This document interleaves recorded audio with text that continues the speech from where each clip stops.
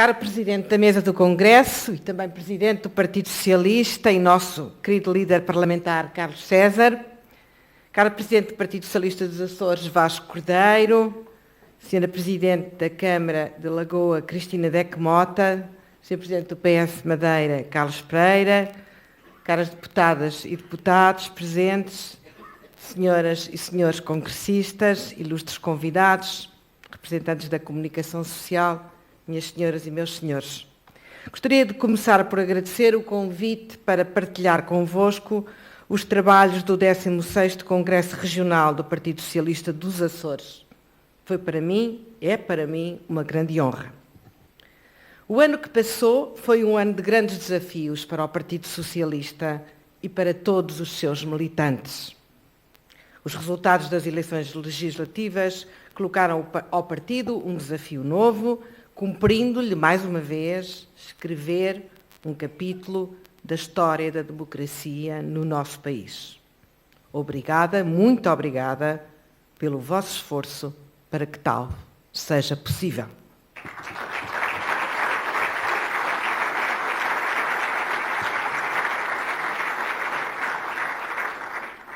Entre os desafios que temos de enfrentar está o da modernização do Estado, que foi já um dos pilares da agenda para a década, que tive o gosto de coordenar a convite de António Costa, então candidato a secretário-geral do Partido Socialista. Esse grande objetivo de natureza transversal foi depois traduzido no programa do Governo em diversos compromissos que tudo faremos para honrar. Palavra dada é palavra honrada.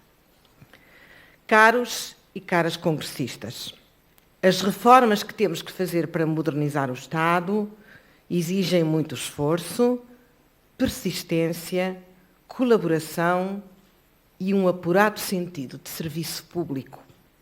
Para nós socialistas, como já hoje aqui foi dito, o Estado não serve apenas para assegurar a defesa, as relações externas, a ordem pública, a justiça, o direito de propriedade e a liberdade dos contratos, como pretendem os defensores de um Estado mínimo.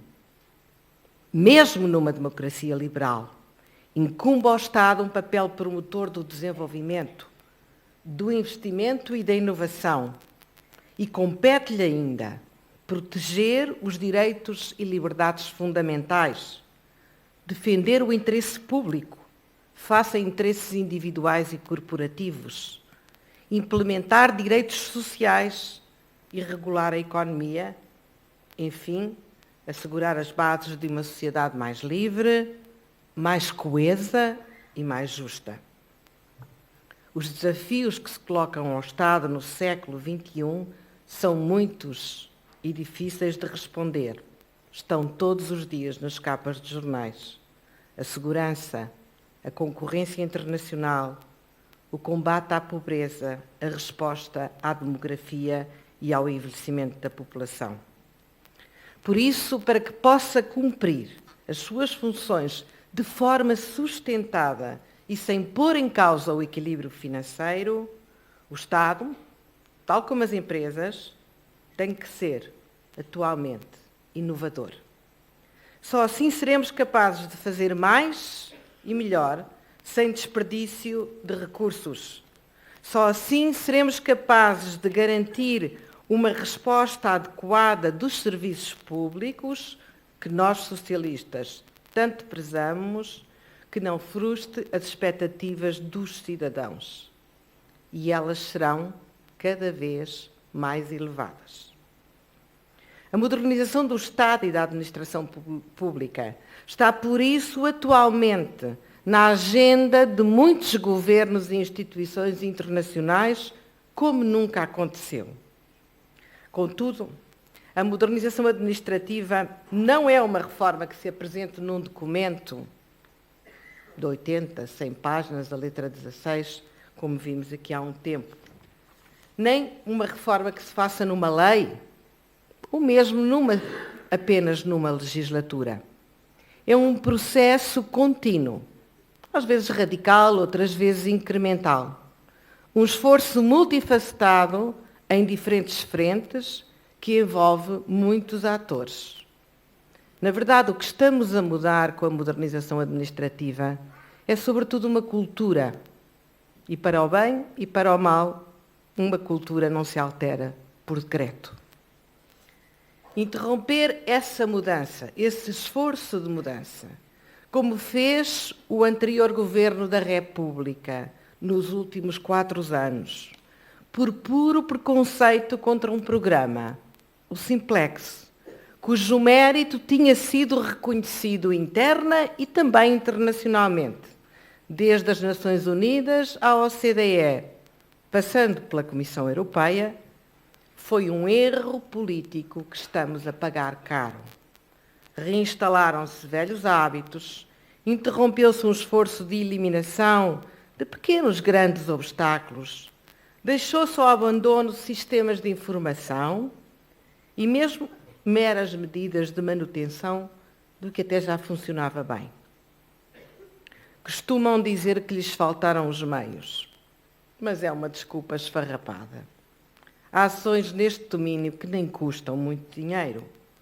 Custam, sim, sempre, muita vontade política e exigem saber fazer. Foi isso que lhes faltou.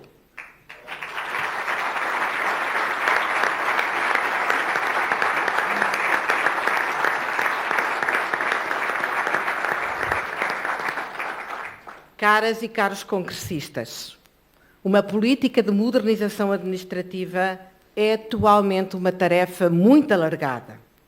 Exige uma forte colaboração entre diferentes níveis de governo e de administração, central, regional, local.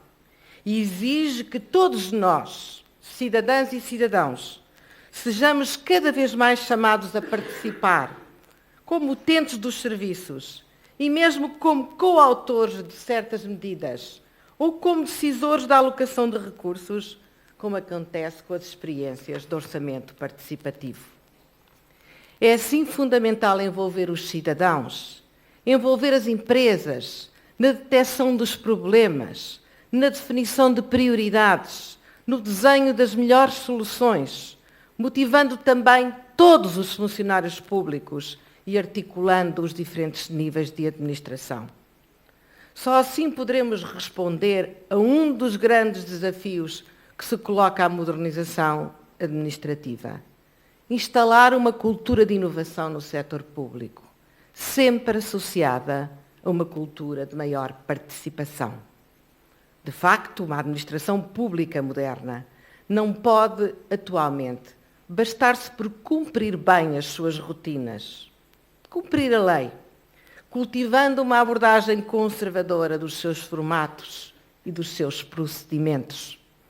Tem de incorporar a inovação no seu próprio ADN para sobreviver legitimada e para merecer a confiança dos cidadãos. Não nos iludamos. A competição cresce no mundo e também cresce na capacidade de cada país, de cada região, reduzir barreiras administrativas ao investimento. E nós, cidadãos, esperamos cada vez mais ter serviços públicos de qualidade, próximos, amigáveis, de preferência no nosso tablet ou telemóvel, mas ao mesmo tempo também desejamos um atendimento presencial mais personalizado, quando a complexidade do problema o exige ou as necessidades do utente o recomendam. Precisamos, por isso, de dar continuidade ao programa Simplex, como grande programa de simplificação legislativa e administrativa, incluindo uma estratégia para o uso das tecnologias de informação e comunicação, que aproveite o seu potencial transformador e não se limite a substituir a burocracia em papel por uma burocracia eletrónica. Por isso, a volta Simplex também passará nos Açores, no próximo dia 5 de abril. Contamos com as vossas sugestões e com a vossa participação. Precisamos trabalhar também para que a legislação seja mais simples, estável e adequada aos objetivos, para que a sua aplicação seja previsível. Portugal padece há muito de uma tendência para a inflação legislativa e regulatória. muitas mudanças legislativas surgem de forma precipitada pela conjuntura, sem a devida ponderação, informação e debate público. Governar bem não é legislar muito. A produtividade dos ministros não se mede pelo número de diplomas que deixam assinados. Além do mais, convém que não nos esqueçamos de aplicar as leis que aprovamos. No primeiro levantamento realizado, descobrimos já 95 leis por regulamentar, isto é, 95 leis na prática por aplicar. No que diz respeito à simplificação administrativa, é fundamental disponibilizar serviços de modo cada vez mais integrado, em pontos únicos de contacto, organizados pelos nossos eventos de vida, que vão desde nascer até morrer, com a colaboração de vários níveis de administração. Para os cidadãos, para nós cidadãos, serviço público é serviço público. Poucas vezes nos importa saber de quem é a competência, se deste, se é daquele ministério, e, portanto, precisamos de colaborar mais, no respeito da autonomia de cada um, para que possamos dar ao cidadão um serviço amigável, onde ele possa, de forma simples, ver o seu problema resolvido.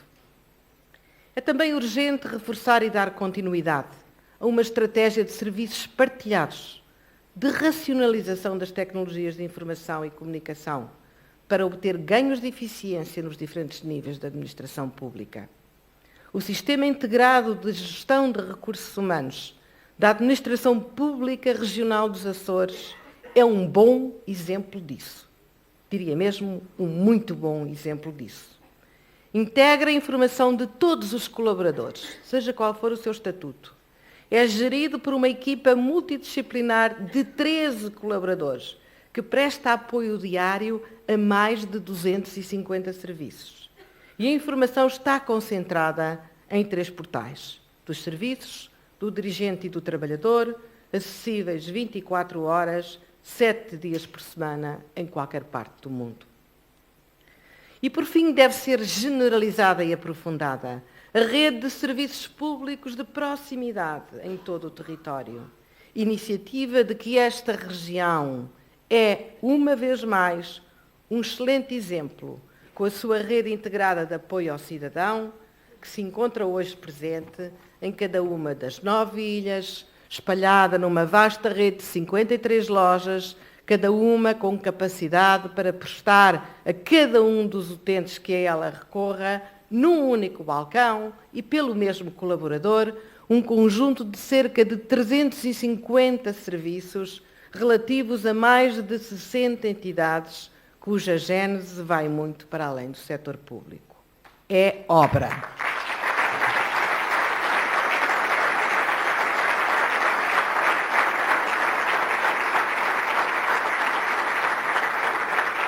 Posso atestá-lo, como ninguém, com a experiência de quem tem que gerir um processo semelhante e sabe bem as dificuldades que estão por detrás dele no continente para abrir lojas e espaços de cidadão. Minhas senhoras e meus senhores, os desafios são muitos e não acabam por aqui. Já mostramos todos, já mostraram vocês e a região que são capazes de lhes responder. E até já mostramos que somos capazes de colaborar para esse efeito. Lembro sempre agradecida toda a colaboração e apoio que me foi dada a quando da criação do cartão de cidadão. Nasceu aqui nos Açores, na Ilha do Faial, sendo os primeiros cidadãos portadores do cartão de cidadão, o cidadão mais velho da cidade da Horta e a melhor aluna da escola secundária Manuel da Riaga. Ele próprio, Manuel da Riaga, quando era Presidente da República, havia sido o primeiro portador do bilhete de identidade instituído em 1914.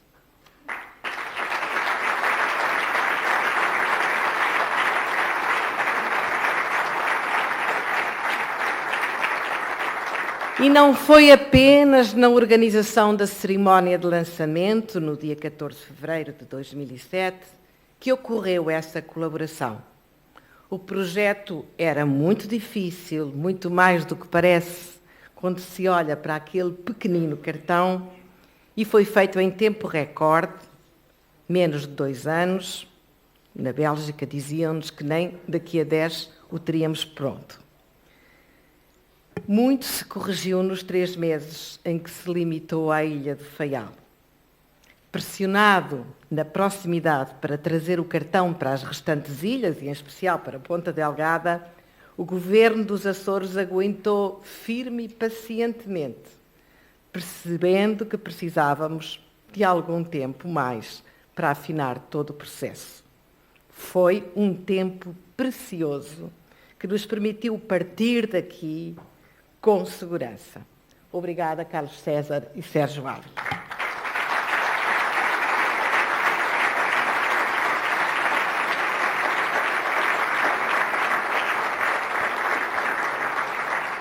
Espero assim que os próximos tempos voltem a ser tempos de grande colaboração em projetos de modernização administrativa, novos, ousados, diferentes, nos limites da autonomia de cada nível de governo. Projetos que facilitem o exercício dos direitos democráticos, como o voto, para quem está fora, por acaso, no dia da votação. Projetos que usem tecnologias simples, mas também sofisticadas, como a internet das coisas, para nos aproximar, para combater o isolamento de pessoas idosas ou das pessoas que a vida afastou dos seus. Projetos que façam destas ilhas não apenas uma das partes mais bem conservadas do nosso país, não apenas uma região com finanças equilibradas e saudáveis, mas sem desproteção social. Não apenas uma das joias, ou aliás, 9 das joias. Na verdade, só posso atestar por 5, porque há 3 que eu não conheço. De que mais nos orgulhamos. Mas também uma região modelo no funcionamento dos serviços públicos, na inovação e experimentação de novos formatos e procedimentos para prestar serviços públicos à moda mais moderna do século XXI. Parafraseando Vitorino Nemésio, o homem também faz a sua geografia, o homem também faz as suas instituições. Temos ideias.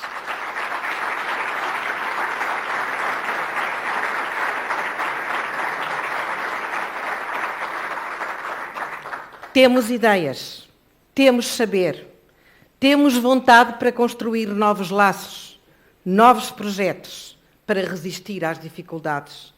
Deem-nos tempo, deem-vos tempo nas próximas eleições regionais. Já mostraram que o merecem e o melhor, estou certa disso, ainda está para vir. Muito obrigada.